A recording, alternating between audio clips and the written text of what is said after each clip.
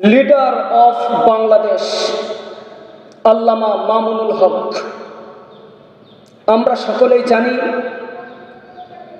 3টি বছর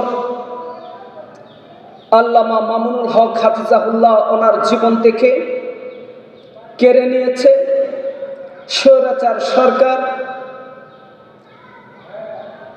অত্যাচারী জুলুমকারী সরকার শেখ হাসিনা, ভারতের দালাল শেখ হাসিনা, বাংলাদেশের রাজাকার শেখ হাসিনা, নব্য ফেরাউন লেডি ফেরাউন শেখ হাসিনা।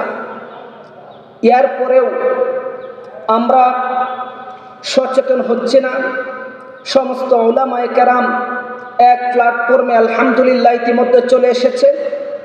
ও বাংলাদেশের জাতি, তোমাদেরকে আমি উদারত আহ্বান করতে চাই, স্বৈরাচার, নতুন স্বৈরাচার তাদের পিছনে দৌড়াদৌড়ি না করে বাংলাদেশটাকে বিশ্বের মানচিত্রে একটা রোল মডেল হিসাবে তৈরি করার জন্য ইসলামের ছায়াতলে বাংলাদেশের প্রত্যেকটি নর নারী মুসলমান ভাই বোনদেরকে নিয়ে আসার জন্য রাতের অন্ধকারেও যেন নিরাপদে আমার নারী, আমার বোন, আমার মা, আমার মেয়ে পথ পাড়ি দিতে পারে সংকোচ মুক্ত হয়ে, ভয় ভীতি মুক্ত হয়ে। এমন একটি রাষ্ট্র কায়েম করার জন্য মানুষকে সেই ১৫০০ বছর আগের বিশ্বনবী জনাবে মুহাম্মদুর রাসূলুল্লাহ সাল্লাল্লাহু আলাইহি ওয়াসাল্লামের আদর্শে গঠন করা সাহাবায়ে কেরামের চেতনায় উজ্জীবিত করার জন্য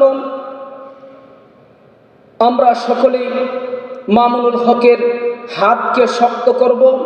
মামুনুল হকের মুষ্টিবদ্ধ হাতকে আরও শক্তিশালী করার জন্য বাংলাদেশ খেলাফত মজলিসকে সামনের দিকে এগিয়ে নিয়ে যাওয়ার জন্য বাংলাদেশ খেলাফত মজলিস রিকশা মার্কাকে রাষ্ট্রীয়ভাবে